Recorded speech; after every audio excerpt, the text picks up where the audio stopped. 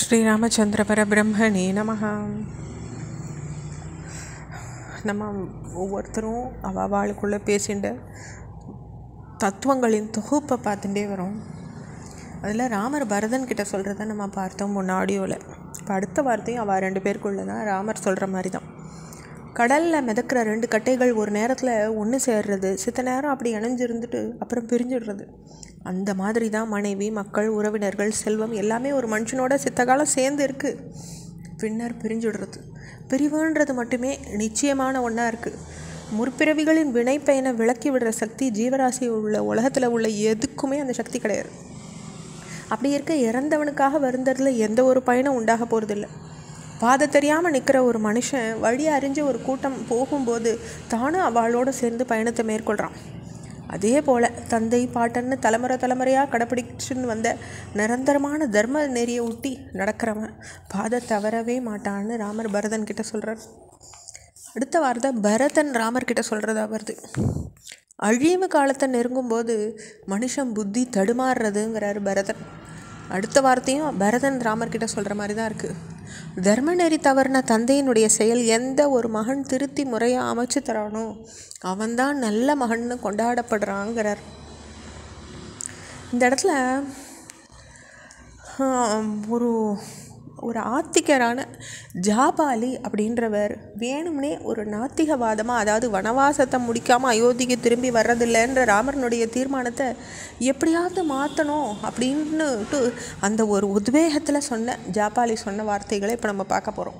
இதை நம்ம அப்படியே எடுத்துக்க வேண்டாம், ஆனால் அது எந்த சூழ்நிலை அப்படின்றத நம்ம உணர்ந்துட்டு அதை புரிஞ்சுட்டா போகிறோம். அப்போ அவர் சொல்கிறார், ஜாபாலி, யார் எவனுக்கு உறவினர்? ஒரு மனுஷனால் இன்னொரு மனுஷனுக்கு ஆக வேண்டிய காரியம் என்ன இருக்குது? ஒவ்வொரு ஜீவராசியும் தனியாக தான் பிறக்கிறது, தனியாக தான் மடியிறது. அதனால் தாயாரன்னும் தந்தைன்னும் சொல்லி பிறர் மேலே பாசம் வைக்கிற மனுஷன் முழுமையான பைத்தியக்காரன்னு தான் நம்மளால் அறியத்தக்கவனாக இருக்கான். ஏன்னாக்கா யாருமே உறவினன் கிடையாது. ஒரு மனுஷன் பயணம் போகிறச்சு ஒரு ஊரில் ஒரு இரவை கழிக்கிறான், அடுத்த நாள் முந்தைய இரவில் தான் தங்கின இடத்த விட்டுட்டு புறப்பட்டுடுறான். தாய், தந்தை, வீடு, செல்வம் எல்லாமே இப்படி சில பொழுதுகள் தங்குற இடமாக தான் இருக்குது. அதனால் அறிவுடையவா யார்கிட்டையும் பாசம் வைக்க மாட்டான். ஆண் பெண் வீரியங்கள் கலக்கிறதுனால கரு உருவாருது. அதனால் அப்படி பிறக்கிற ஜீவனுக்கு தந்தைன்னு அழைக்கப்படுறவங்க ஒரு கருவி மட்டும்தான். மரணம்ன்றதோ மனுஷாளுக்கு இயல்பானதாக இருக்குது. இறந்தவாளுக்கு சிராத்தம் செய்கிறது ஒரு பழக்கமாகிருக்கு, அவ்வளோதான். இறந்தவனால் எதையும் உண்ண முடியாதுன்ற போது இப்படி சாஸ்திரத்தில் சிராத்தத்தில் படைக்கப்படுற உணவு வெறும் தண்டந்தானேன்னு சொல்கிறார் அந்த ஜாபாலி. மேலும் அவர் சொல்கிறார், உணவு இறந்துட்ட மனுஷனுக்கு போய் சேரும்னு ஒன்று ஒத்துக்கலாம்னா ஒன்று செய்யலாமே. வெளியூர் போகிறவனுக்கு இங்கேயே சிராத்தம் செஞ்சுட்டா அவனுக்கும் அங்கே உணவு கிடச்சிடுமே. கையில் கட்டு சாதம் எடுத்துன்னு போக வேண்டிய அவசியம் இல்லையே. யாகம் செய்கிறது, தானம் கொடுக்கறது எல்லாமே கூட தான தர்மங்களை வளர்க்கறதுக்காக சிலரால் சாமர்த்தியமாக விதிக்கப்பட்டிருக்க வழிமுறைகள், அவ்வளவு தான் அப்படின்னுட்டு அந்த ஜாபாலி ஒரு நாத்திகவாதமாக ராமரனுடைய வனவாசத்தை மாற்றுறதுக்காக சொல்கிற வார்த்தைகளாக இருக்குது. அதை கேட்டுண்ட ராமர் ஜாபாலிக்கிட்ட பதில் சொல்கிறார்.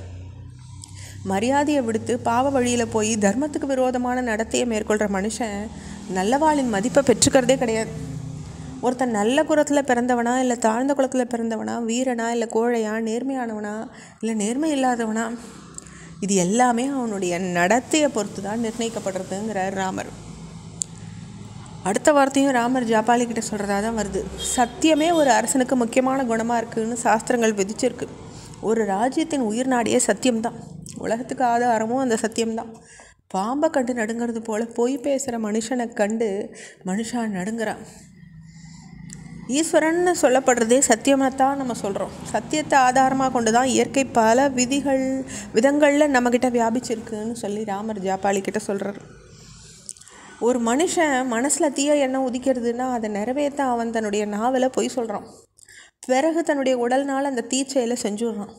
இப்படி 3 வகை தீமைகளில் ஒரு பாவ செயல் உருவாருதுன்னுட்டு ராமர் ஜாபாலி கிட்ட சொல்கிறார். இதனுடைய தொடர்ச்சியை நம்ம அடுத்த பகுதியில் பார்க்கலாம். ஸ்ரீராமச்சந்திர பரபிரம்மணே நமஹ.